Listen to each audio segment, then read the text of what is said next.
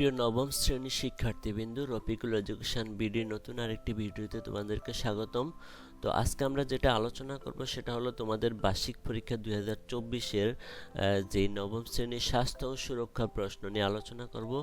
তো এই বিষয়টি আমাদের স্কুলে অলরেডি হয়ে গিয়েছে, তাই অনেক স্কুলে এখনও এই বিষয় হয়নি। তাই তোমরা যদি এই প্রশ্নটি পেয়ে যাও তাহলে তোমাদের প্রস্তুতি আরও ভালোভাবে চালিয়ে নিতে পারবে। আমার বিশ্বাস তোমরা ভালো পরীক্ষা অবশ্যই ভালো করতে পারবে যদি এই প্রশ্নটি পেয়ে যাও। তো তোমাদের কাছে ছোট্ট একটা অনুরোধ রইল, তোমরা যদি আমার চ্যানেলে নতুন হয়ে থাকো অবশ্যই আমার চ্যানেলটিকে সাবস্ক্রাইব করে রাখবে আর ছোট্ট করে একটি লাইক দিবে।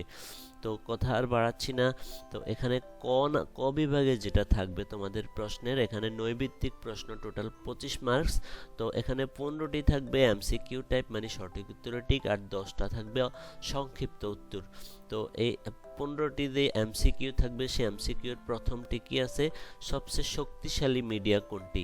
তো এখানে আমি কিছু উত্তর দাগিয়ে রেখেছি, তোমরা তারপরে মিলিয়ে দেখবে।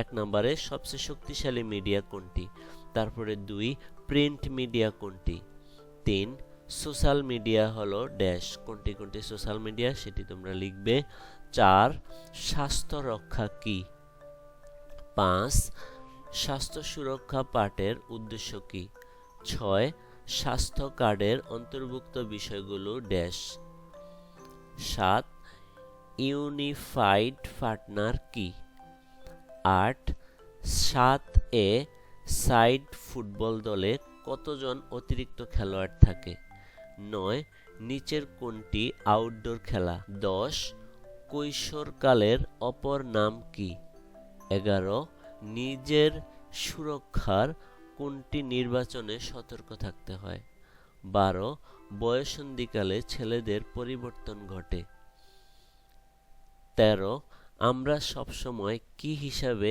বাঁচতে চাই,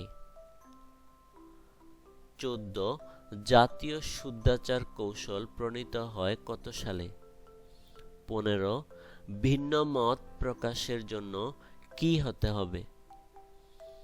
তো এই ছিল তোমাদের সঠিক উত্তরের টিক। এবার আমরা দেখব এক কথা প্রকাশ 10টা 1 মার্কস করে, 10টার মার্কস হবে 10। 1 FB পূর্ণরূপ লিখো, 2 সোশ্যাল মিডিয়ার 2টি উদাহরণ লিখো, 3 কোনটি সকল সুখের মূল, 4 কিসের যত্ন নিলে রোগ থেকে দূরে থাকা যায়, 5 কিসে মানসিক চাপ কমায়, 6 ঘরের মধ্যে কোন ধরনের খেলা অনুষ্ঠিত হয়, 7 ইউনিফাইড পার্টনার শব্দটির অর্থ কি, 8 সাইবার স্টকিং কি ধরনের আচরণ, 8 সাইবার স্টকিং কি ধরনের আচরণ, 9 যৌন হয়রানির শিকার হলে কোন কোন হেল্পলাইনে কল করবে, 10 শুদ্ধ আচার মানে কি। এবার আমরা দেখব খ বিভাগে। এখানে খ বিভাগে কয়টা প্রশ্ন, 10টা প্রশ্ন থাকবে, 2 করে 10 দুগুণে 20 সংক্ষিপ্ত প্রশ্ন। 1 ওবেসিটি বা স্থূলতা কি, 1 ওবেসিটি বা স্থূলতা কি, 2 সামাজিক স্বাস্থ্য বলতে কি বুঝো, 3 সংক্রামক রোগ বলতে কি বুঝো, 4 5 সাইড ফুটবল খেলার নিয়ম লিখো, 5 সাইবার টেলস কি ব্যাখ্যা করো, 5 সাইবার টেলস কি ব্যাখ্যা করো, 6 কৈশোর কিভাবে আমাদের স্বপ্নকে বাঁচিয়ে রাখে, 7 শুদ্ধাচার চর্চা করা কেন প্রয়োজন ব্যাখ্যা করো, 8 সুস্থ সংস্কৃতি কি, 9 মানব আচরণ কি, 10 মানুষ কখন কোনো কাজ করার পর বিব্রত বোধ করে। তো প্রিয় শিক্ষার্থীরা, এই ছিল তোমাদের খ বিভাগ থেকে 10টি প্রশ্ন। এবার আমরা দেখব গ বিভাগে রচনামূলক প্রশ্ন, যেটা দৃশ্যপটবিহীন। এখানে 3টি প্রশ্নের উত্তর করতে হবে, আছে 5টি, 3 5 15। 1 আমাদের জীবনে মিডিয়া কিভাবে প্রভাব বিস্তার করে ব্যাখ্যা করো। 2 স্বাস্থ্যসেবা গ্রহণকারী ও স্বাস্থ্যসেবা প্রদানকারী উভয়েরই কিছু অধিকার রয়েছে, বুঝিয়ে লিখো। ৩. সবাই সব খেলা খেলতে পারে না। ৩. সবাই সব খেলা খেলতে না পারার ক্ষেত্রে বাধাগুলো কি কি? ৪. যৌন হয়রানি, নিপীড়ন ও সহিংসতা থেকে নিজেকে সুরক্ষার উপায় সম্পর্কে লিখো। ৫. সমঝোতার শিক্ষা নেওয়া প্রয়োজন কেন? এটি করলে বা না করলে কি হবে? এবার আমরা দেখব ঘ বিভাগে রচনামূলক প্রশ্ন, দৃশ্যপট নির্ভর। ১ নাম্বার প্রশ্ন, এখানে একটা উদ্দীপক দেওয়া আছে। রিমি একদিন স্বাস্থ্যকেন্দ্রের পাশে দিয়ে স্কুলে যাওয়ার পথে দেখলো একজন বয়স্ক লোক হুইল চেয়ারে বসে হাত উঁচিয়ে ডাকছেন, কিন্তু কেউ তাকে সাহায্য করতে এগিয়ে আসলো না এবং স্বাস্থ্যকেন্দ্রের পাশে একটি ডাস্টবিন আছে। সবাই এটা সেটা খেয়ে কাগজগুলো এলোমেলোভাবে ফেলে রাখছে। এইগুলো রিমি দেখে তার মনটা খারাপ হয়ে গেল। ক. উদ্দীপকে হুইল চেয়ারে বসা লোকটি কোন ধরনের অধিকার থেকে বঞ্চিত হচ্ছেন ব্যাখ্যা করো। খ. রিমির দেখা পরিস্থিতিতে শারীরিক, মানসিক ও সামাজিক প্রভাব কি হতে পারে বিশ্লেষণ করো।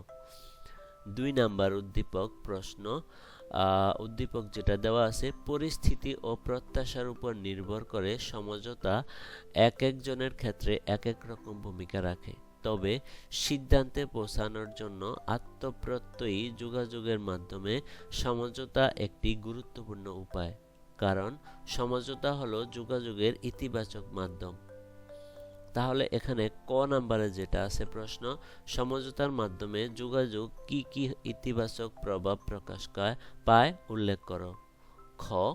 সমঝোতার মাধ্যমে যোগাযোগের সময় যেসব প্রাসঙ্গিকতা বজায় রাখা প্রয়োজন তা একটি ছক তৈরি করো।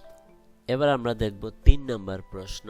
এখানে একটি ছবি দেওয়া আছে, তো এই ছবির আলোকে ক নাম্বার যে প্রশ্নটা দেওয়া আছে, মিডিয়ার নেতিবাচক প্রভাব মোকাবেলায় করণীয় সম্পর্কে লিখো। খ. মিডিয়া আমাদের জন্য আশীর্বাদ শিরোনামে ইতিবাচক প্রভাব বিশ্লেষণ করো। ৪ নাম্বার প্রশ্ন, সততা ও নিষ্ঠার ভিত্তিতে সমাজে সুশাসন প্রতিষ্ঠার জন্য শুদ্ধাচার চর্চা করা প্রয়োজন। শুদ্ধাচার চর্চার মাধ্যমে দুর্নীতি, স্বজনপ্রীতি, সামাজিক অনিয়ম ও বিশৃঙ্খলা দূর করে একটি আলোকিত সমাজ গঠন করা সম্ভব। এক্ষেত্রে সর্বস্তরের সচেতনতা বৃদ্ধি করে শুদ্ধাচার চর্চায় আরও মনোযোগী হওয়া প্রয়োজন। তো এখানে ক নাম্বারের যে প্রশ্নটা আছে, শুদ্ধাচারের অভাবে আমাদের মাঝে কি ধরনের নেতিবাচক প্রভাব পড়ে ব্যাখ্যা করো। খ নাম্বারে শুদ্ধাচার চর্চার উপর একটি প্রতিবেদন তৈরি করো। ৫ নাম্বারে এখানে কিছু কি দেওয়া আছে, লগো দেওয়া আছে। এখানে এটা হলো ফেসবুকের লগো, এটা হোয়াটসঅ্যাপের লগো, এটা হলো ইউটিউবের লগো। তো এখানে প্রশ্ন যেগুলো করা আছে, ফেসবুক এবং ইউটিউব সম্পর্কে সংক্ষেপে লিখো। খ. মিডিয়ার নেতিবাচক প্রভাব মোকাবেলায় করণীয় কি ব্যাখ্যা করো। এবার আমরা দেখব ৬ নাম্বার প্রশ্ন। প্রীতি নবম শ্রেণীতে পড়ে, প্রতিদিন ওরা বন্ধু মিলে বিদ্যালয়ে যায়। সহপাঠী সোহেল মাঝে মাঝে ওদের সাথে যায়, কিন্তু ইদানিং সোহেলের আচরণে ওরা বিব্রত বোধ করে, কারণ সোহেল প্রায়ই অন্য মেয়েদের বিরূপ মন্তব্য ও উপহাস করে, আবার মাঝে মাঝে স্কুলে না গিয়ে খারাপ ছেলেদের সাথে আড্ডা দেয়। ক নাম্বার প্রশ্ন, সোহেলের আচরণকে কি বলা যায় ব্যাখ্যা করো। খ. উল্লেখিত পরিস্থিতিতে প্রীতিদের কি করণীয় বিশ্লেষণ করো। ৭ নাম্বার প্রশ্ন, এখানে আমরা দুইটা ছবি দেখতে পাচ্ছি। এই ছবির আলোকে কি প্রশ্ন তৈরি করা হয়েছে। ক নাম্বারে, যৌন হয়রানি মুক্ত শিক্ষা প্রতিষ্ঠানের পরিবেশ তৈরিতে শিক্ষা প্রতিষ্ঠানের কি করণীয় কি ব্যাখ্যা করো। খ. বয়ঃসন্ধিকালে সন্তানদের সাথে পিতামাতার কিরূপ আচরণ করা উচিত বিশ্লেষণ করো। তো প্রিয় শিক্ষার্থীরা, এই ছিল তোমাদের আহ, নবম শ্রেণীর বার্ষিক পরীক্ষার স্বাস্থ্য ও সুরক্ষা পুরো প্রশ্ন।